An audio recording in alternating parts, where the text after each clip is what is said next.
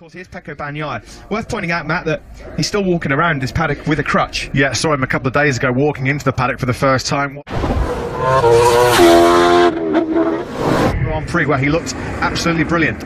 Alex Rins exits pit lane. A bit of a quiet session this morning in 16th. I can't honestly say why was Miguel Oliveira. Most peculiar, because you would say, Matt, even if he was just going out there purely working on race pace, he wouldn't want to be too around faster than what he was going this morning. It just wasn't clicking at all. He did not try a new tyre at the end of the session. Did 19 laps as well.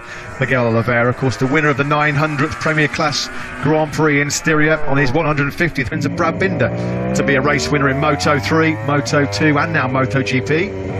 Here is Mavericvinales right at the end of last year, that coming off the back of a good performance in Phillip Island until the crash.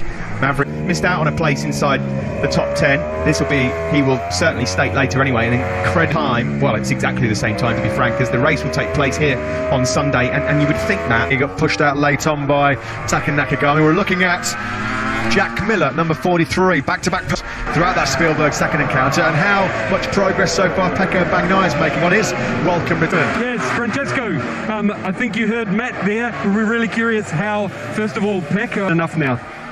Yeah, it's two different levels of injury, of course, and Jack fit for fighting again. For Pecco, after 5 weeks, the condition in Pomposa is a short circuit close to Ferrara, and yeah, the condition is good, like it was the last time. So yeah, race pace will be the right way. One last question about Pecco. Is there any concern, like, has a danger that he could re-break it if he has a fall? I mean, when you crash, everything... Thank you. Yeah, thank you. Yeah, thanks very much to Francesco Guidotti. Frustrating at times it has been, enough that typical Aussie grit. Yeah, I mean, we didn't realise, did we, until post-race, that Jack Miller was up at 7 o'clock Sunday morning. Twice daily since that Styrian Grand Prix, he's been having intense physiotherapy. So Jack says this morning that was not critical about this new Misano circuit. Everybody to a man was saying it's offering a lot more 050. Jack was saying that there were a few bumps and ripples around. They were quite unexpected. For a minute there, I thought they'd forgot to put the number 41 sticker on Aleix Espargaro's motor that time straight away. Be intriguing to see if they can keep that speed up, by the way. Aleix Espargaro and Bradley Smith looking strong this morning in free practice 1, going really, really strong. Let's find out what the thoughts are of Ruben Chaus about his men. Congratulating you on the progress of your team this year. Last year we spoke about this from Moto 2 into your team in the future, and so far that it hasn't... Yeah, it's clear that we were looking to upgrade the situation of the team. Things are happening very fast. I thought we got quicker a situation, and then in 1 year we just step up. It's clear for next year at Ducati, and it's clear that for us it's a good spot for a young generation to come up and will come in. And I mean, so far today 99% that Bastianini will join us next year.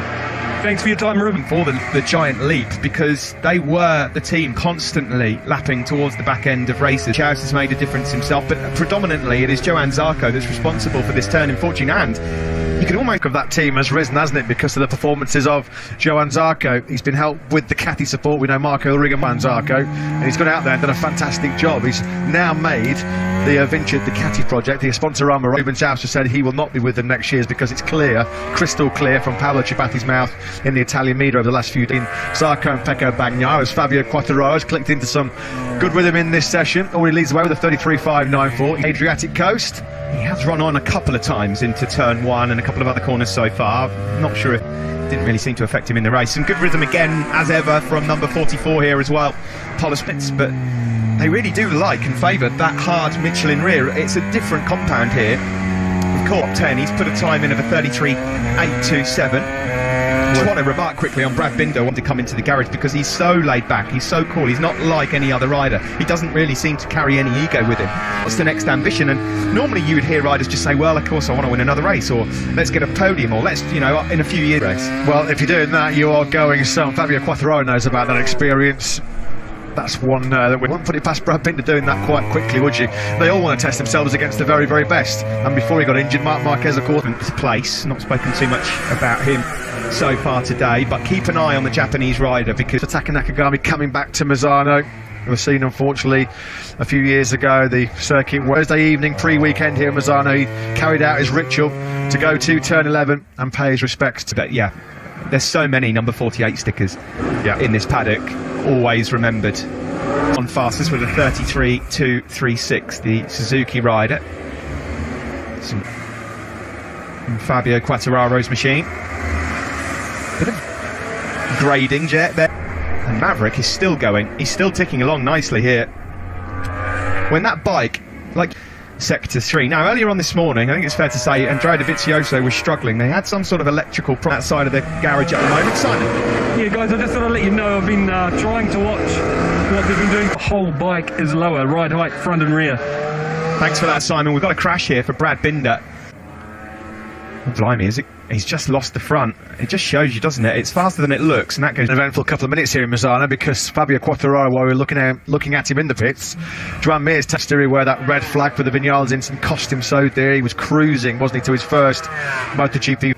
That have got their pictures on the wall. Spot yourself if you can. There is Joan Mir then, just talking to... Looks like a different animal, doesn't he, this year, Joan Mir, as we suspected might be the case. He's full. Now he knows that he's got the speed.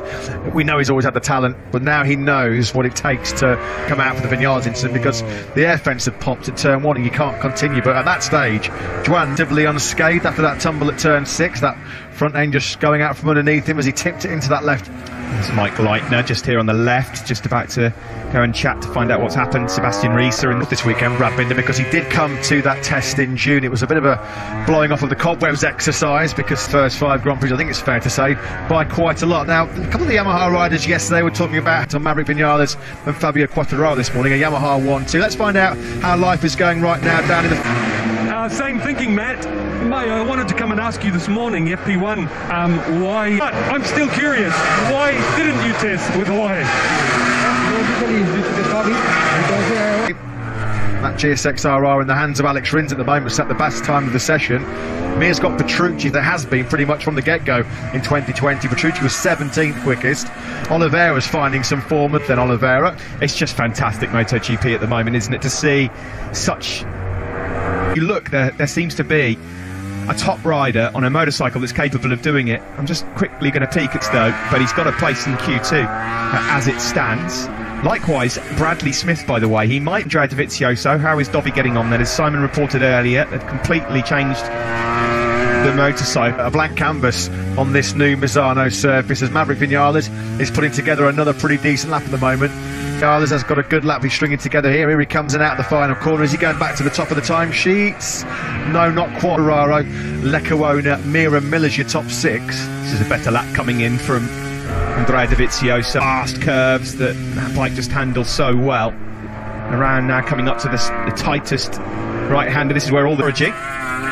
You can see the agility of the Yamaha, how strong it works in Sector 1, because Vinales and Quartararo are absolutely smashing this sector, and at the moment that's definitely Suzuki Yamaha territory. Vinales was up in the first sector by well over 2 tenths on Rins' best of the... Enough punch, it's got acceleration, it's one of the best bikes in the paddock in terms of braking, and it's actually not too far away from the Yamaha. Stability issues and those high-speed 3 right-handers at the back end of the lap, certainly turn 11, which is one of the scariest... I was just looking down, it's to 32.928. Yeah, we're still quite a long way off. I thought it was a 33.198 brief. The Mavericks at the best time. Rear tyre, that's impressive. That kind of pace, high 132s on tyres that are that worn, that bodes very, very... For anyone at home watching, everyone's just constantly... We've seen this before, you've seen it so many times with Maverick Vinales.